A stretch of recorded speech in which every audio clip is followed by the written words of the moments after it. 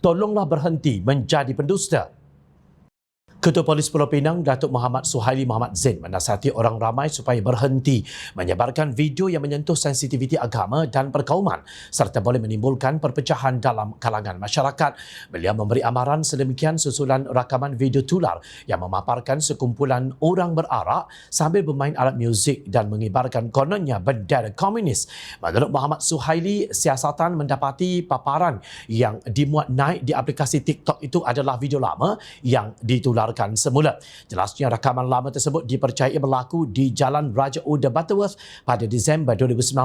Video itu memaparkan perarakan oleh Pertubuhan Sukarelawan pada acara anjuran Esko Pembangunan, Pelancongan, Warisan, Kebudayaan dan Kesenian Negeri yang ditularkan semula pada 9 November lalu bertujuan menimbulkan kegusaran orang awam. Katanya, menerusi satu kenyataan. Katanya lagi, individu yang ingkar dengan amaran polis itu boleh dikenakan tindakan mengikut Seksyen 233 Akta Suruhanjaya Komunikasi dan Multimedia 1998 dan Akta Hasutan 1948.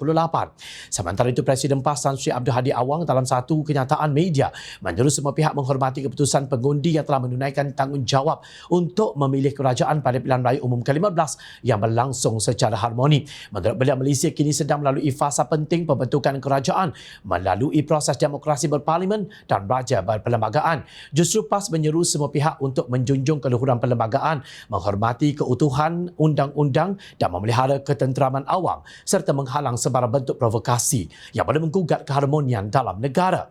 PAS menegaskan untuk memelihara kestabilan politik dan ekonomi dalam negara dan seterusnya memberi amaran kepada mana-mana pihak supaya tidak menangguk di air keruh dan jangan sesekali dijolok sarang tebuan demi menjaga kepentingan negara dan rakyat keseluruhannya. Tegasnya, hipokritnya Abdul Hadi yang begitu mudah memutar lidah, melontar batu sembunyi tangan. Lupakah beliau apa yang beliau katakan pada 15 Oktober lalu? Dalam PH ada DAP, ada Parti Orang Melayu, puak yang tolak Islam, puak LGBT, puak komunis, puak khianat, puak pemberi dan penerima rasuah. Katanya dalam satu video di Facebook.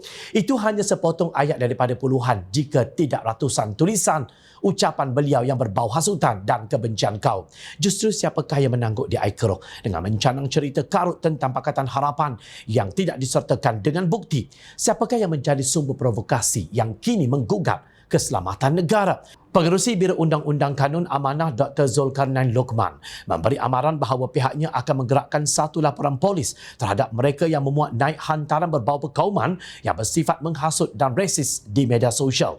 Beliau menegaskan bahawa tindakan sedemikian adalah berbahaya kepada negara kerana boleh mencetuskan pergaduhan serta pertumpahan darah. Sehubungan itu, Peguam Kanun bersama Biro Mobilisasi akan menggerakkan laporan polis ke atas pihak-pihak yang membuat posting berbau menghasut dan bersifat resis di semua media sosial. Kanun menegaskan tindakan ekstremis atas nama bangsa dan agama ini akan memudaratkan keamanan. Katanya dalam satu hantaran di Facebook, Kanun turut memberi amaran agar individu yang telah membuat hantaran sedemikian atau telah berkongsi posting seumpamanya di media sosial TikTok, Facebook dan Instagram memadamkannya segera. Sekiranya pihak kami mendapati posting sedemikian masih wujud, maka pihak kami tidak teragak-agak untuk mengambil tindakan undang-undang, tegasnya. Sebenarnya, amaran sahaja tidak mencukupi jika pihak yang berkuasa tidak mengambil tindakan tegas terhadap individu yang menjadi sumber inspirasi segala hantaran jahat di media sosial. Rasulullah pernah berpesan bahawa akan datang satu zaman si pendusta akan dipercayai dan diangkat menjadi pemimpin. Akan datang kepada manusia tahun-tahun yang penuh dengan penipuan dan tipu daya. Kata-kata pendusta dibenarkan, dipercayai dan didustakan percakapan orang yang benar. Diberi amanah kepada pengkhianat dan dikhianati orang-orang yang amanah.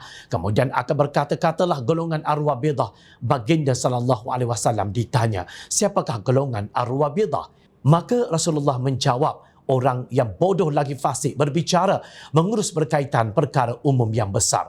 Hadis riwayat Ibnu Majah. Apa yang berlaku sekarang ini di negara kita amat mirip seperti hadis tersebut. Hanya semata-mata kerana ketakzuban pelampau dan obsesi pemimpin yang mendambakan jawatan Perdana Menteri. Walaupun parti tidak menang dalam pilihan raya umum, maka terjerat anak muda yang naif.